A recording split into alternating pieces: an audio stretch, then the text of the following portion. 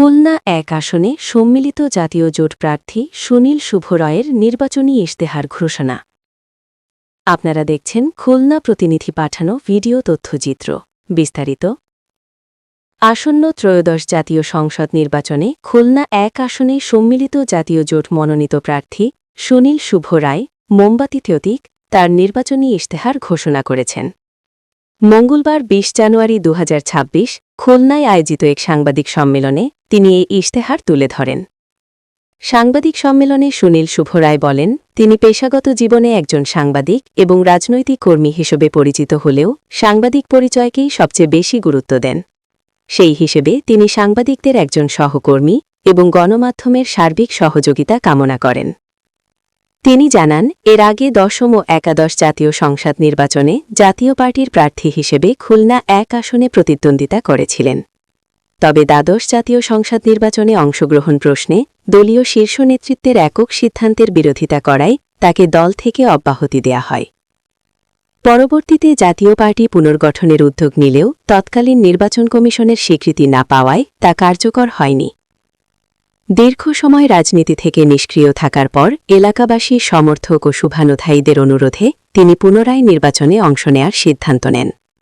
এ লক্ষ্যে ২০১৭ সালে গঠিত সম্মিলিত জাতীয় জোটের প্রার্থী হিসেবে মনোনয়ন দাখিল করেন এবং বাংলাদেশ ইসলামী ফ্রন্টের মোমবাতি প্রতীক নিয়ে নির্বাচনে প্রতিদ্বন্দ্বিতা করছেন।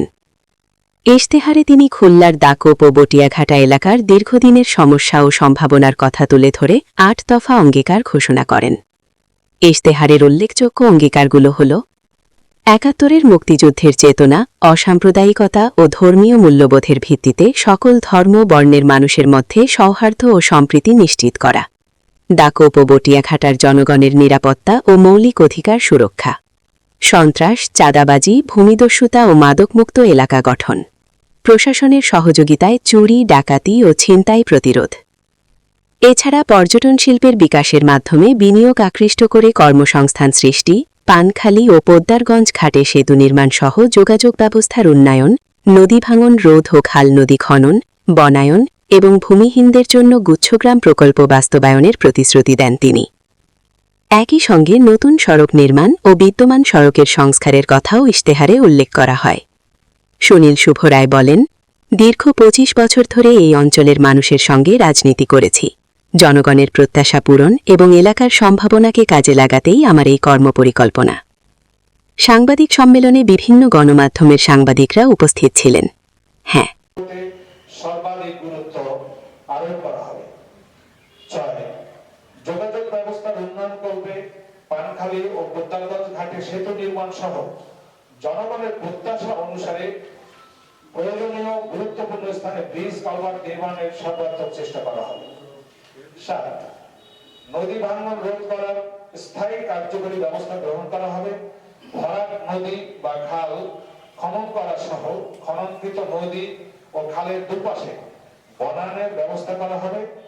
একই সাথে ওইসব স্থানে গুচ্ছগ্রাম প্রকল্পের মাধ্যমে ভূমিহীনদের বাসস্থানের ব্যবস্থা করা হবে।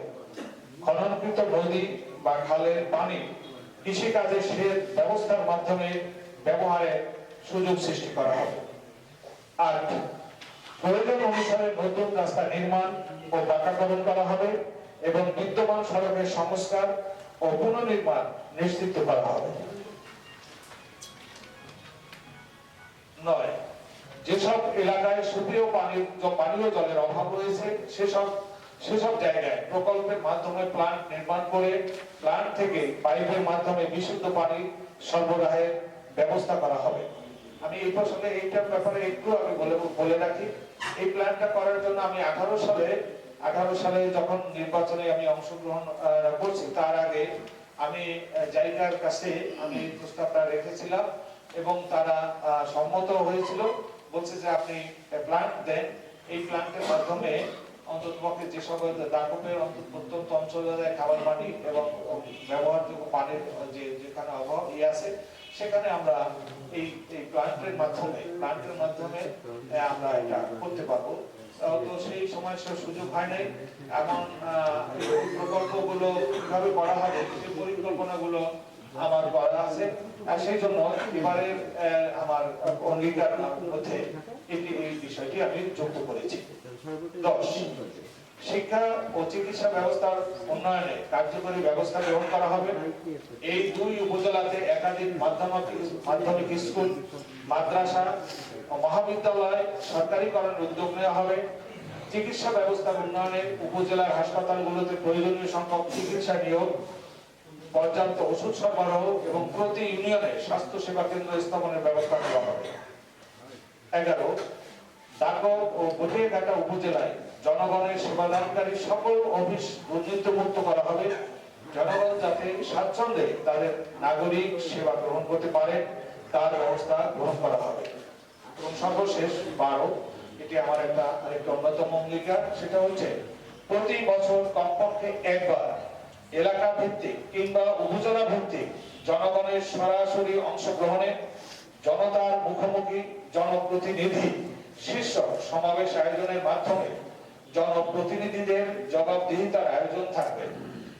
সেখানে জনগণের অভিযোগ কিংবা দাবি দেওয়া উত্থাপনের সুযোগ থাকবে এবং উন্নয়নের ক্ষেত্রে জনসাধারণের বাস্তব ভিত্তিক পরামর্শ গ্রহণ করা হবে এবং তা বাস্তবায়নের ব্যবস্থা গ্রহণ করা হবে। আমি এটা বলতে চাচ্ছি এইটা যে আমি যে নির্বাচিত হয়ে চলে গেলাম, আমি বছরে অন্তত একটা এলাকা ইউনিয়ন ভিত্তিক হতে পারে, উপজেলা ভিত্তিক হতে পারে, যে আমি একদিন সব জনগণকে ডাকবো, বলবো যে আমি 1 বছরে আমি এই কাজ করেছি বা আগামী বছরে এই কাজ করতে চাই, আপনাদের কোনো পরামর্শ থাকলে বলুন, এবং সেইগুলো বাস্তবায়নের জন্য 1 বছর পরে আমি এগুলোর জবাবদিহি করবো যে জনগণ আমার কাছে কি চেয়েছে, আমি কি করতে পেরেছি বা কি করা সম্ভব হয়নি বা আবার আগামীতে করতে পারবো কিনা, এই বিষয়গুলো আমি সরাসরি জনসাধারণের মানে প্রকাশ্যে আমি তাদের কাছ থেকে তাদের কাছে এই জবাবদিহিটা করবো।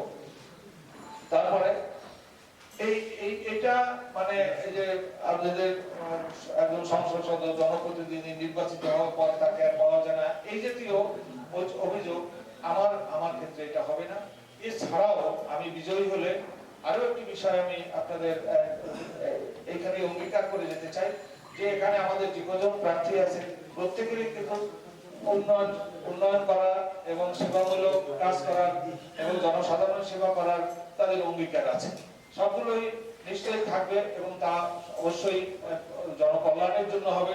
তা আমি যদি বিজয়ী হই আমি অবশ্যই এই সকল প্রতিনিধি যারা প্রার্থী আমি তাদের কাছে অনুরোধ করবো যে আসুন আপনারা যেসব প্রকল্প বা যেসব কর্মসূচি প্রণয়ন করেছিলেন, যেগুলো বাস্তবায়ন করতেছিলেন, আসুন আমরা সবাই মিলে একসাথে থেকে এই কাজগুলো করি।